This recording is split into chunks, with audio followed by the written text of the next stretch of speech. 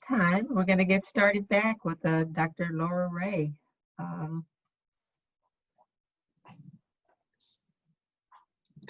Awesome. So thank you for having me. I'm gonna really start on time so we can keep on schedule.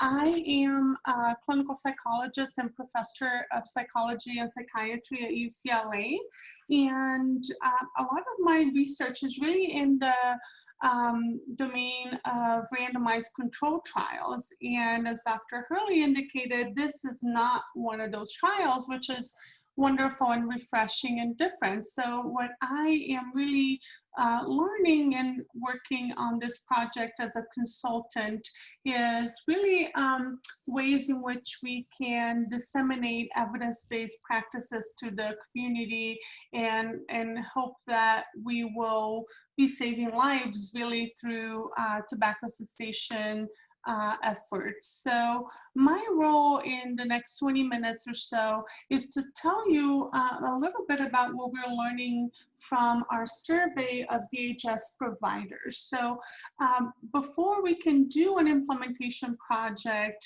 like this, one of the important things to do as the PIs, the principal investigators, the lead researchers for the project, Drs. Hurley and Friedman, the idea is really to start by collecting data on the clinics that we want to resource and that we want to serve. And so I'm excited because I get to share with you information about what we learn from the providers in these clinics that are really on the ground delivering services and making a difference in patients' lives. We want to learn from them so that we can identify areas where we can intervene and do better. Some areas we know are strong areas of performance, but some areas may use additional resources and training. So here is a general overview of the provider survey. So I'm not going to go over the entire survey with you, but I'm only going to highlight 4 areas that I think are critical. The first is talking about the organizational and individual perspectives and practices. So we want to see how do these providers think about their role in smoking cessation? How do they see the organization, the clinics that they work in, and their role in terms of smoking cessation? Then the second dimension that we ask providers about is the efficacy of smoking cessation medications. So Dr. Hurley spent time talking to us about the different options for medications that function as smoking cessation aids. We're going to share with you information about what the providers are telling us about the efficacy or perceived efficacy of these medications. Then we're going to hone in on a subset of prescribers, right? So we're going to go from a group, a larger group of providers to a more narrow group of individuals who have prescription privileges. And we're going to ask a little bit about their prescription practices as they relate to smoking cessation. And then finally, we'll discuss some barriers and what are some of the perceived barriers related to smoking cessation services. So I'm looking forward to comments. You're welcome to ask questions at any point. I know several of you in attendance are providers, but several of you are really working at a public health level and a systems level. So hopefully this will also inform the type of questions that you can ask of your clinic and your providers. One thing that's important to emphasize is that these are what we call baseline data. So baseline data are data that were collected before the intervention. The intervention being the project that, as described by the team of investigators, is really looking to improve upon the accessibility of services and the utilization of services. So one of the important things that we are going to do at the end of the project is to repeat this exact same survey in hopes that we learn more about how the intervention has really altered some of these practices and attitudes in providers and clinics, ultimately, with the goal of reaching clients and patients that we serve. So I'm going to start with the organizational and individual perspectives on practice. And what I want to do, let me see, I can use a little laser pointer here, and hopefully you can see my laser pointer, Norma. What I did is Yes. I'm showing you the results of the survey, and here we have, they're always going to be the same. It's going to go from strongly disagree to strongly agree. Okay, so as we're moving from 1, 2, 3, 4, 5, the agreement is getting stronger and stronger. Now we give all of our providers and responders the options to say, I don't know. Okay, so you're going to see I don't know as number 8 here. Now, N refers to the number of responders. Here we have almost 500 providers. So this is a really exciting survey that captures a lot of the workforce in LA County. So we're particularly excited to have such a nice representative sample. What I'm going to show you for each of these slides is the question that was asked. So this first question is about the benefit of service, and what was asked is their agreement from strongly disagree to strongly agree with the following statement: I think the organization would benefit from offering both behavioral and medication treatments for tobacco use disorders. So as you can see here, you know, we have 87%, to the 20 plus 67, 87% of people, providers who agree with that. They basically are saying, yes, we would benefit from behavioral and medication assisted treatments for tobacco use disorders. So that's a really good place to start.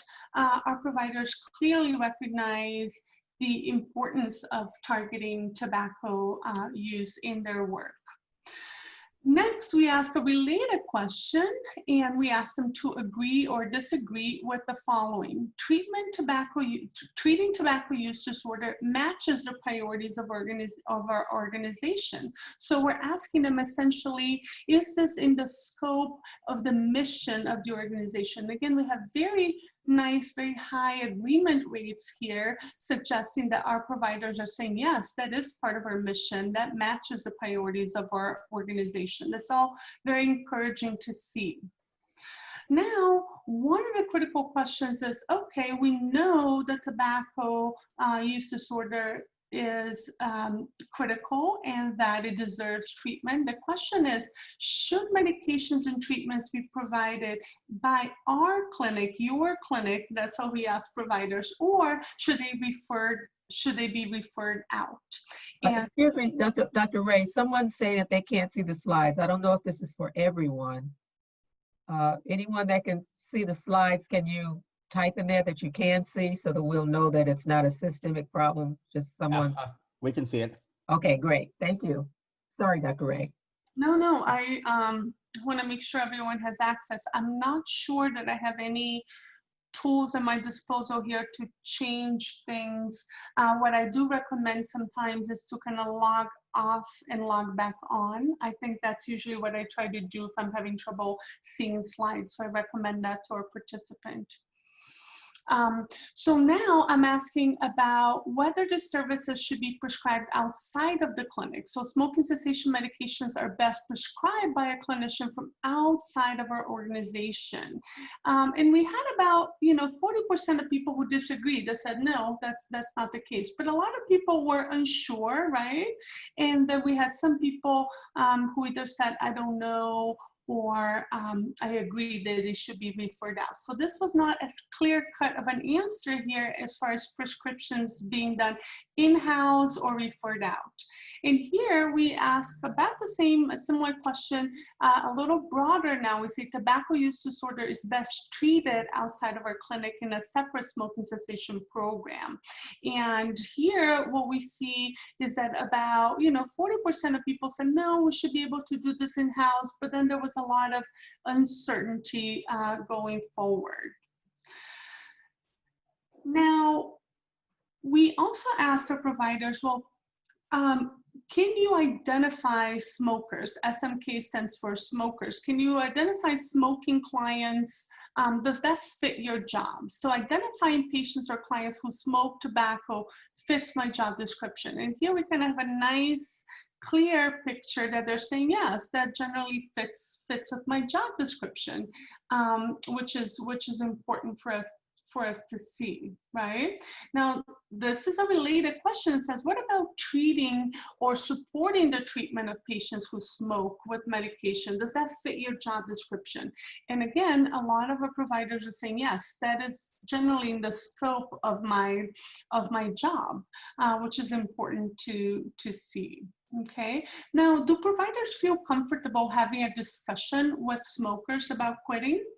And the question here is a little bit in the reverse direction. It says, I find it difficult to discuss patients or clients' use of tobacco with them. And most of our providers said, no, that's not true for me. I do not find it difficult to discuss it with them. They feel like they can discuss it with their clients. And then finally, we ask more directly, are you prepared to discuss quitting with smokers, right? And I am prepared to discuss patients or clients use with tobacco products, and the majority of our providers are in the category that says, I agree with that. I am prepared to tackle that. So that was exciting for us to see in general, and I'll summarize more of these data, that there was high priority, high benefit, that there was perceived benefit in treating smoking cessation, and also that the providers saw that as being within the scope of their work.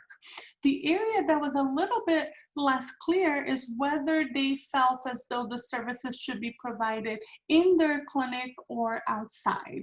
So I'm going to spend a little bit more time talking to you and reflecting about that in a moment. Questions so far?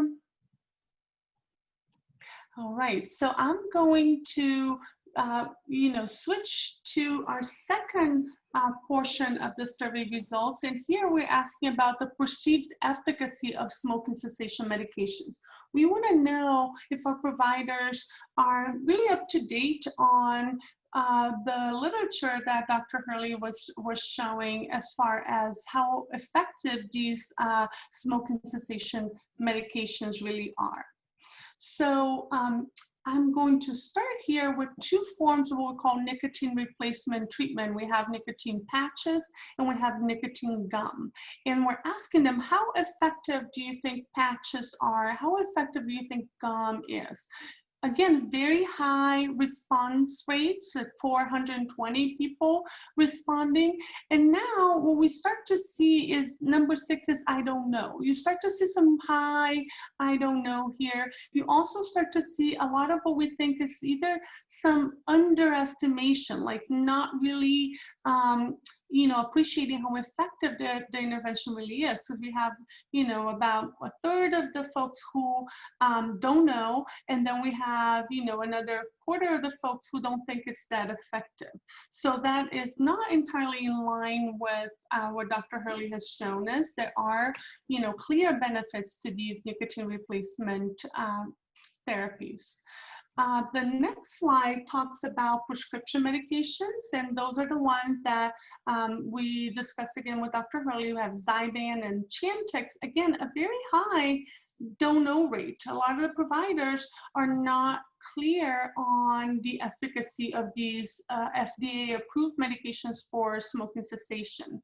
And then there's also a number of providers who are kind of in this range of guessing or estimating that the medications are not very effective. And that is not, again, in line with the evidence base. So we see opportunities for people who don't know, and also for people to update their thinking about, where the science of smoking cessation is at, and of course, with the goal of that trickling down to benefits to our patients. The next area here for the survey has to do with the prescriber perspective. So now, this is the third of 4 areas that I'm covering with you. This area really focuses on individuals who have prescribing privileges. So the responses go from about 420 people to about 180. So now we're asking, you can see the N is the number of responses. This, by definition, these are folks who have prescription privileges. And and we're asking the question, how much do you agree that you would prescribe nicotine replacement? Nicotine replacement could be the gum, it could be the patches, it could be lozenges. So those are, active nicotine agonists that are delivered as needed, right? Typically as a PRN, as reviewed by Dr. Hurley. So basically what we see here is that, the majority of people feel, that they are inclined to prescribe nicotine replacement, but we still have a little bit of this I don't know business. There's some of our prescribers who have this unique opportunity to use nicotine replacement, but they're not feeling quite ready for that just yet. When we look at the next slide, now we're really looking at prescription medications, again, Chantix and Zyban, or varenicline and bupropion. And again, we have a really nice, chunk of providers that are still unclear as to whether they would prescribe varenicline and bupropion. But we do have, again, a number of providers who are saying, yes, I would prescribe them. So the question you might be thinking as you're listening to this presentation is, well, what is the best predictor of future behavior? And that's one thing I can say with confidence as a psychologist.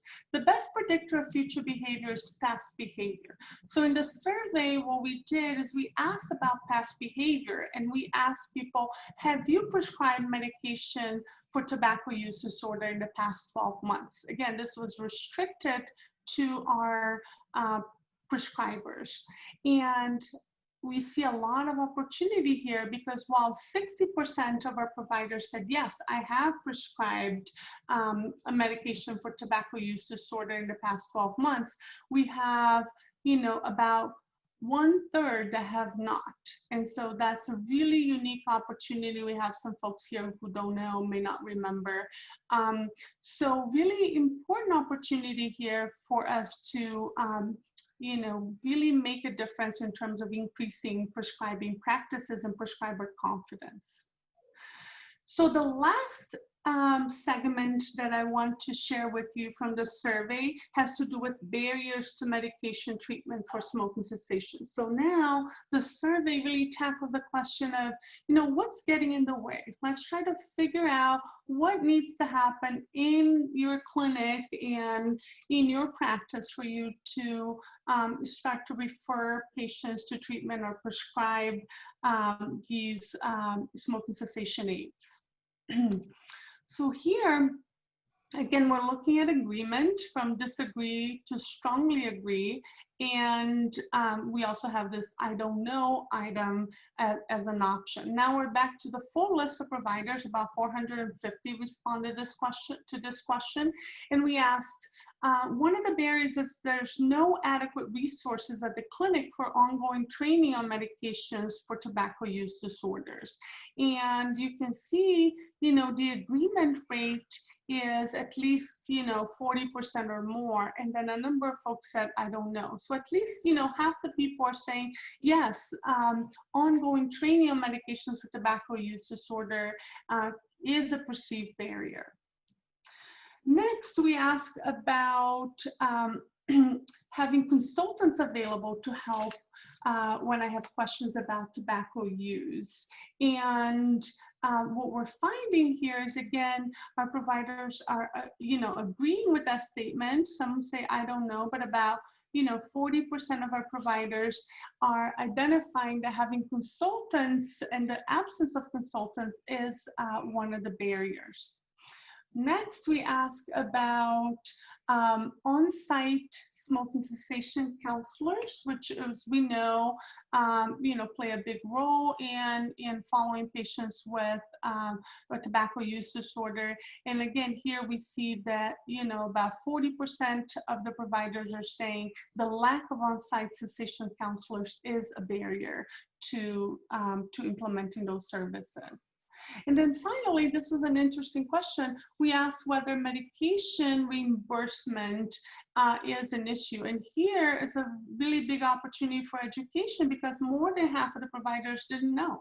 They had no idea whether medications, smoking cessation medications were in fact reimbursable. So we talked about these different areas, and you know, one of the questions that I want to emphasize as really our last question here is, would our providers be interested in training? That's one of the opportunities here that, you know, this group and this project can capitalize on. And I was excited to see that, you know, 65% of the providers said yes, they were interested in training. Another 15 were unsure, and 20% of providers said they were not interested in training. That's at a group of 432. So in the next 5 minutes or so, what are some of the take-home messages from this survey? And you might be thinking for yourself as a provider or for your clinic. Well, one of the take-homes from the organizational and individual perspective and practice is that there is a strong belief in the benefit of treatment, and there's a high priority to the treatment of tobacco use disorders. As I mentioned, there's some mixed feelings about whether the services should be in clinic versus out of clinic, but hopefully with the additional resources and removal of barriers, providers and clinics will feel more competent in their ability to deliver those services. It was encouraging to see that identifying and treating smokers is in the scope of the job. So that was exciting to see, and that our providers were feeling prepared to discuss smoking cessation with their clients.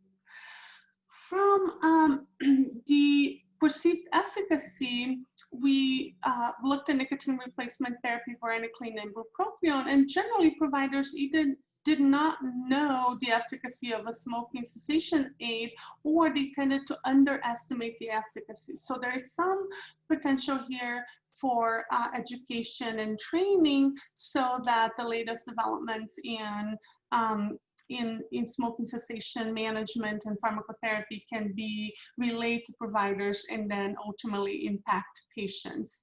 In terms of the prescriber perspectives, they're generally willing to prescribe, especially nicotine replacement therapy, which has the lowest, you know, potential side effects, especially psychiatric side effects. But there's some uncertainty about whether they're willing or not. So a lot of these don't know responses that we want to learn more about and ultimately address.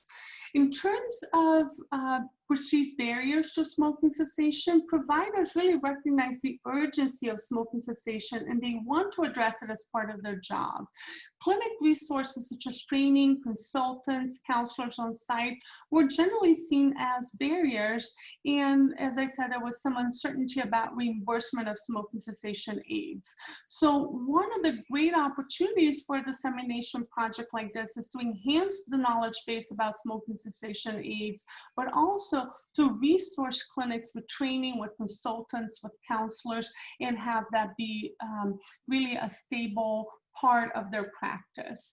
And really my final slide, and in a really positive way to end, is really to say that there's a lot of willingness and openness to providing smoking cessation services, and there's a lot of willingness to learn and to be a part of training such as this one, in which we can, you know, really come together and think about what we can do for our patients with regards to smoking cessation. One of the things I personally tell my patients is that very few things that I can do for you that I know could increase your lifespan by 10 years. And smoking cessation is one of the things that I can do with you, and that can alter your life expectancy by adding 10 years to one's life. And that's a really powerful statement. So I think there's a lot of recognition of that. There's a lot of motivation. There's a lot of wonderful, you know, providers in our community. So we're not surprised by that.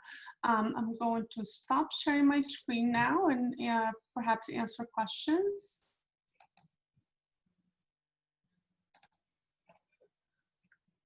I'm looking at the Q&A and I'm not seeing questions, but maybe Norma, you have access to questions. I thought there were some there, but let me see if. Sorry, I jumped the gun and I answered two of those questions. So, oh, okay. Sorry about that. Okay, you answered them live so everyone could see it. Sure. So one of the questions was, did you ask if these services were already provided? And so the survey was collected before the smoking cessation group counseling rolled out, but the smoking cessation medications are part of the clinic's formulary. So those were available at the time that we did the survey. Mhm. And the next question was, can you clarify what kinds of providers were included in the survey and what kind of patient populations they serve? And so these surveys were conducted with the providers at the Department of Health Services clinics and the DMH clinics. These are the 12 clinics participating in our implementation study. Mhm. And I can give you, if you are interested, I can tell you what those clinics are. I don't want to, you know, obviously some clinics are assigned to services and some are not, but, you know, we can give folks a better sense of what the clinics are, if that's useful.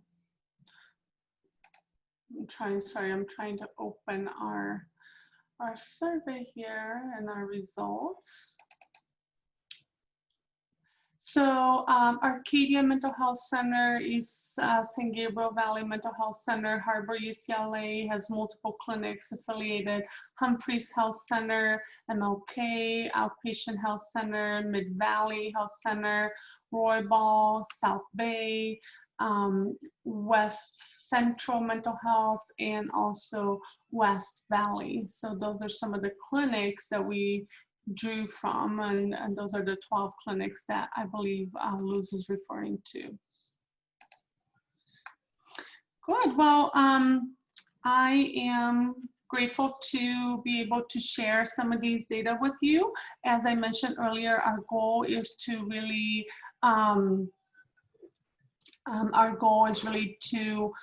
make changes and identify opportunities, and that's what the initial survey was about. Someone's asking about consultants and what that means. You're talking about a clinical specialist or case manager. That can take a number of formats. Usually, you have a consultation hub where you have a clinical pharmacologist or pharmacist available. It's usually someone that even has prescription privileges that can discuss, you know, the pros and cons, the side effects, medication interactions. So when it comes to medication, the consultation services are really you know, focus on safely prescribing, effectively prescribing, and kind of managing interaction and side effects. That tends to be an area where providers become a lot more comfortable having a second set of eyes on the medications that are being given in the context of patients that might be on a number of other medications. In terms of data about the percent transgender patients seen at the clinic, we are mostly, because it's a dissemination project, working with the providers and not, you know, I think when we work more directly with patients, we'll have a better sense of their, you know, cis trans versus transgender demographics, but I don't have that available at this point. And then there was a final question about noted weight loss with nicotine replacement meds. That's a really good question. Usually there's a like about 8-pound weight gain when individuals quit smoking, but some medications may be more effective at attenuating that weight gain. There are sometimes when individuals or prescribers will combine medications, they'll use, you know, naltrexone as an adjunct, and Dr. Hurley can speak to that. In terms of the weight management aspects. And then the kinds of providers surveyed, you know, was a wide range from physicians to nurse practitioners and a lot of the behavioral health staff. I would say that at least, you know, half of our survey was comprised of behavioral health providers, and that could be licensed counselors, social workers, and psychologists, and so forth. So those are some of the questions that I saw, and I hope I've been able to address them. I wanted to add 2 answers. Thank you, Lara, for a great talk. First of all, we're going to repeat the survey near the end of the grant. So part of what I'd be quite interested to see is if these responses improve, there's less do not knows, there's more awareness of the smoking cessation medicines. And second of all, the question about who was asked to survey. So in the DHS site, it was in primary care clinics. So it was not in specialty clinics, but our idea is the primary care providers should be one of the main ones to do smoking cessation. So it was primarily our education effects have been in primary care, and the surveys were in the primary care. They usually have like a huddle or a staff meeting. We did most of the surveys in these staff meetings. Thank you, Dr. Friedman. I know I'm 1 minute over, so I'm going to turn the presentation now to Latasha Dixon, who's going to talk to us about the behavioral side of managing smoking cessation, in particular smoking cessation groups and its facilitation. So thank you all so much for having me, and thanks to your DRP for supporting this exciting project. Thank you, Dr. Ray.